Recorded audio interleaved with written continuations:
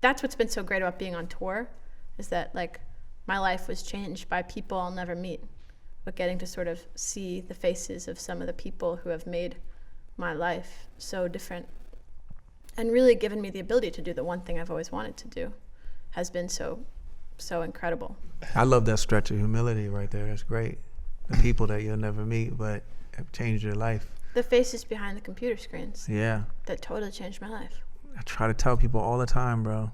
Like, you think you're here because of you. You're not. If they don't support you, you don't make it. You make great music, but is that really enough for you just to make good music? And a lot of people say, oh yeah, it is. But then like you see them and something's not going right. So what's wrong, bro? Oh, this is not working. But wait, don't you got the song?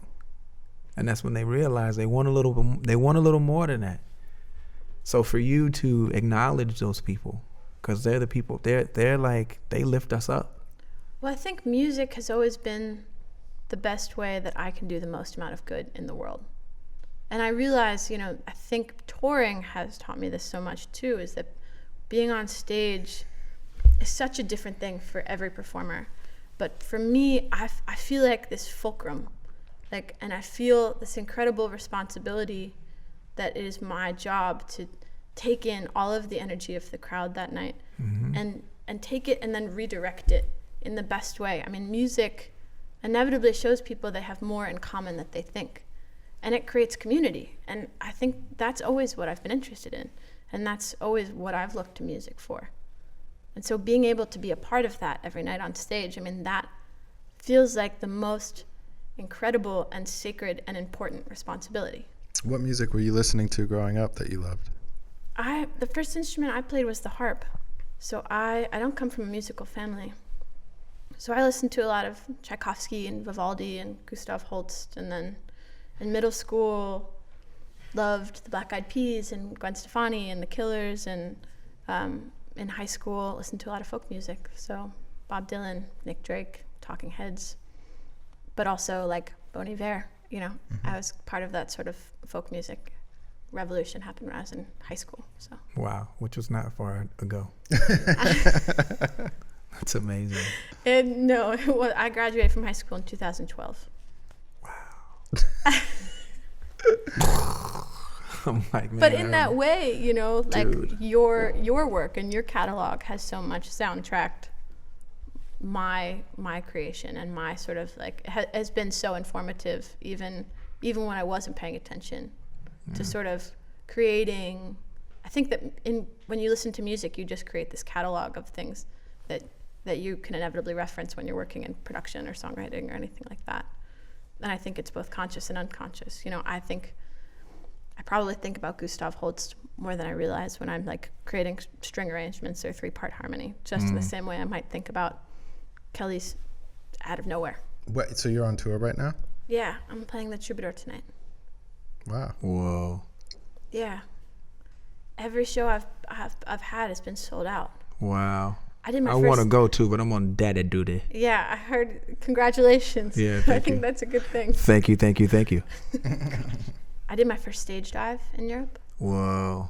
I'm just having fun. Yeah. On stage I don't really wear makeup so much, but on stage I wear crazy pink eyeshadow, and I'm starting to have a lot of fun with costume and there's all these sort of creative outlets that come with this that I never expected to be so exciting or so fulfilling, like making music videos.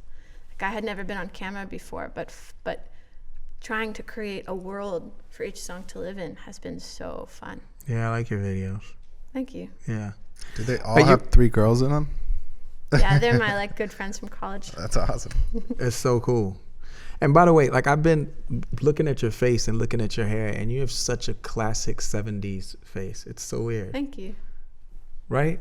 It's straight out of the 70s. You need a place film. in Laurel Canyon. 100%. She's 100%. I'm gonna stick to Greenpoint for now. You're 100% a very interesting Laurel Canyon Thank you. civilian. We got to get you a pedestrian. treehouse.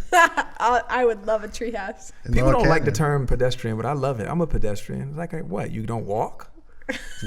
Don't call me pedestrian. You don't walk though. I do walk. What do you When mean? have you been in public walking? Out here? Yeah. Never. Okay. But Miami, Virginia. Virginia, maybe. Yeah, I don't walk in Los Angeles. I mean, where am I walk to? I mean, oh, that's not true. That's not true. That's not true. There are parks, okay? There are parks. We need to get you a dog. No, but there are parks. Okay, there's Take you to the dog No, I park. like trails. pedestrian. I like walking. I like It's a pedestrian thing too. I do frequently. Listen, shout to all the people who like walking. Okay, we're all pedestrians. I know some of us think that Life we're not. hiking. Yeah. Life. Yo, I like that. escalator. No, it's all good. Nah, seriously, you're something else, shorty. Thank you. Something else on the beautiful side.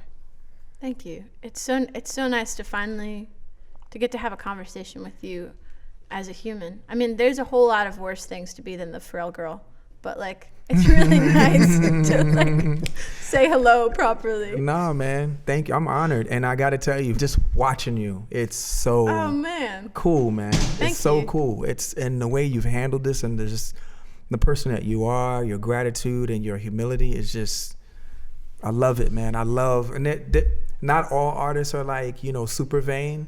There are some. And we need those out there. We need assortment in the world, right? You I don't just agree. want one flower, right? You need a bouquet, right? We need a bouquet of personalities out here. But yours, you're one of the humble ones, and it's so cool because the music is good as you are humble. It's awesome to watch. Well, thank you. But also like I kind of like of course I am. Like this whole thing, like getting to wake up and think about music, like that is an absolute privilege, especially in a time like now where like music is really important and it brings people together. And I think the biggest thing too is I had really great parents, or rather I have really great parents. They're not anywhere. They're still here. But I had parents that always supported me making music, even though it was nothing that they understood or had experience with or had an interest in. And even I made the decision kind of consciously when I was 17 and applied to music school that this is what I wanted to do for my life, and they never flinched.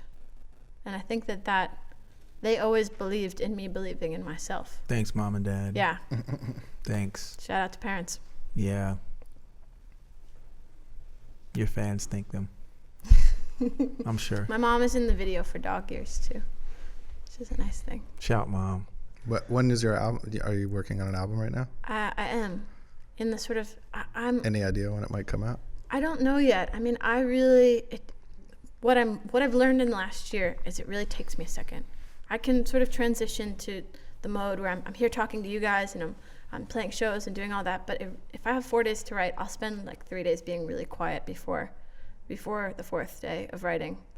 I find that it takes me a while to figure out how I'm feeling before I can sort of accurately write about it. So I'm gonna take some time when I'm finished with this tour and sort of breathe and maybe be a college graduate for a brief minute and sort of revisit. My mom really wants me to clean my closet out, so there's a few like chores on the checklist before I can really get to work. Chores. I But remember those.